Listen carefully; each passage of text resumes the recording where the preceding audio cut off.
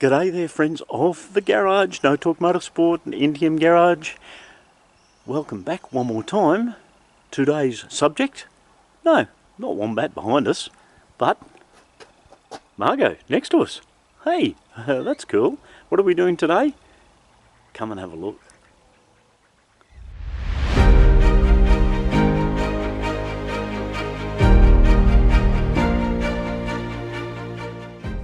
Now, if you had a look at the catch cans episode, we had all of that space on the firewall to mount the catch cans, and some of you who have got one of these Mazda 6s, whether it's an MPS or just a standard one, might be saying, where did all that space come from? I've got this battery in the way. Well, the good news about this car is that the battery has been shifted from the engine bay into the boot. Great for weight distribution. The actual positioning of the battery in the boot, again, not wrong, but could be done better. Let's have a look.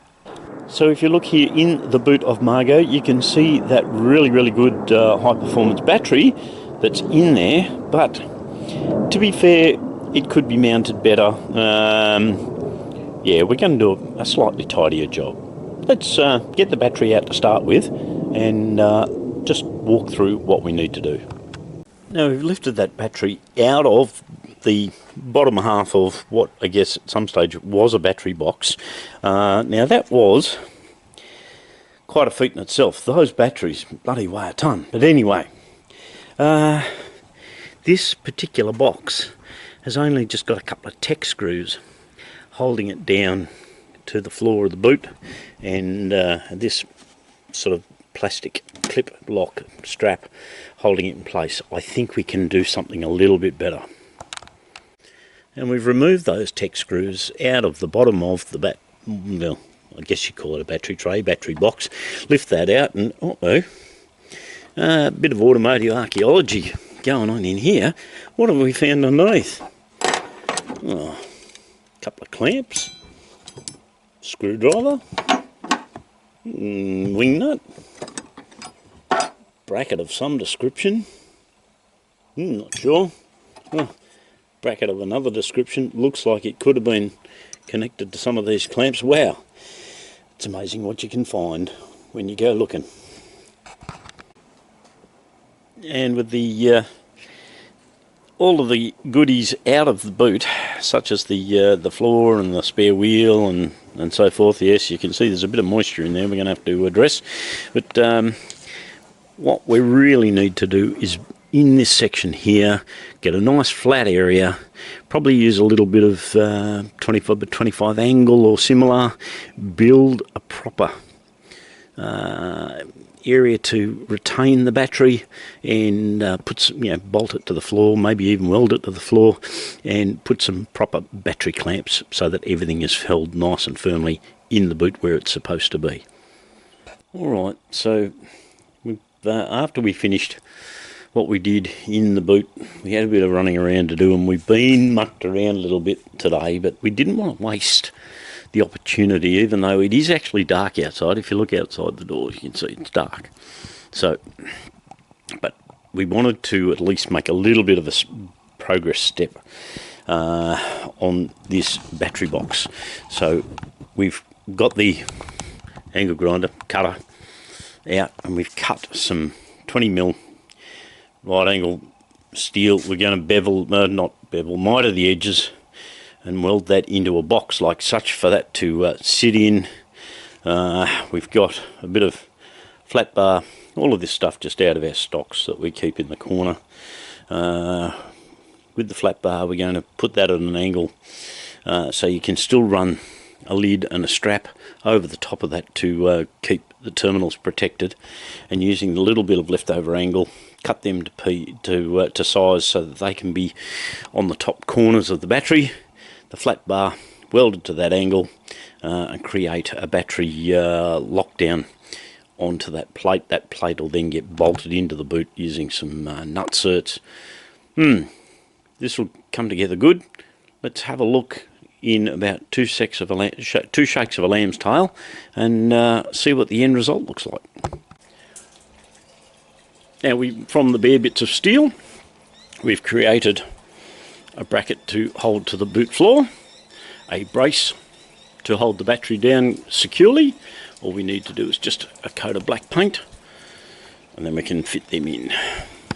The initial concerns, my initial concerns with this battery in the boot was that it was looking a bit skew-if, and my OCD kicked in. I wanted looking a little bit straighter. Then I thought to myself, the terminals on the top were exposed, so if something were to actually land of a conductive nature, you'd short out the battery, short out the whole car, and make a hell of a mess.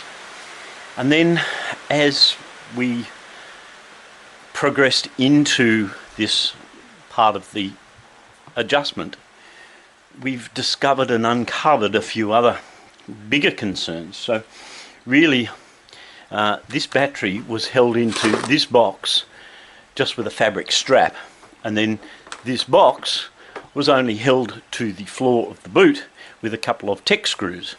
So if it were, now as a scrutineer in motorsport, that certainly would not be acceptable to me, and on the road it's very much not a safe way to have things. So we've gone with a slightly bigger battery box to fit the battery better. We've fabricated a proper mount, and to go with that we've put a lid on the top so that nothing can actually land on the terminals. And in the boot floor we've fitted a couple of nutserts so we can really bolt that frame down correctly, and the holes that were there as a result of those Tech screws, we've just stuck the welder on there, patched them up, and given it a coat of rust-proof paint there just to keep it from getting messy later on in life. Now that those brackets are painted, all the nutserts are in place, we've bolted the frame to the floor of the boot. We've used proper clamping type arrangements on the top of the battery to hold the battery to the frame at the bottom of the boot, so that now is beautiful and secure. That's going nowhere. You know, sulfuric acid can cause blindness and severe burns. If this battery had to come loose in any situation, who knows what could have come from that catastrophe lift. With the box together, the lid's on, the strap that previously was actually holding the battery in place is now doing its correct job and just holding the lid on. The rest of it is securely down. There's nothing going to short out. Nothing's going to short out battery terminals. I think we need to do something about creating a firewall. Well, there, thrill seekers, is where we're going to leave off today's activity with the battery. So what started off as just my OCD has turned out to actually be potentially a lifesaver. A real lesson for young players is that don't take shortcuts on certain things. The really concerning thing for me is that in this car there was actually a receipt for payment for somebody to professionally move the battery from the engine bay into the boot, and that's the quality of the mounting that they've put on that battery in the boot. That's just disgusting that somebody is paying good money for crap work. Really angry about that. But anyway, I guess it's a reminder that you only get what you pay for. So make sure when you're getting someone to do a potentially dangerous job, get the job done properly. If you're going to do it yourself correctly and don't take shortcuts. We're really happy with the way the battery has now mounted, nice and firm, secure, no chance of shorts. Yes, we've still got work to do in the boot. We've got word that the parts from Japan for the front are very close to arriving, so fingers crossed, folks. This is getting exciting for Margot. Get ready to see her going on the road. Thanks once again for watching. come on back to the channel. There's loads and loads and loads of things happening. There's static displays, we're going racing with Morticia. It's all going to be happening, folks. Come and see me again soon.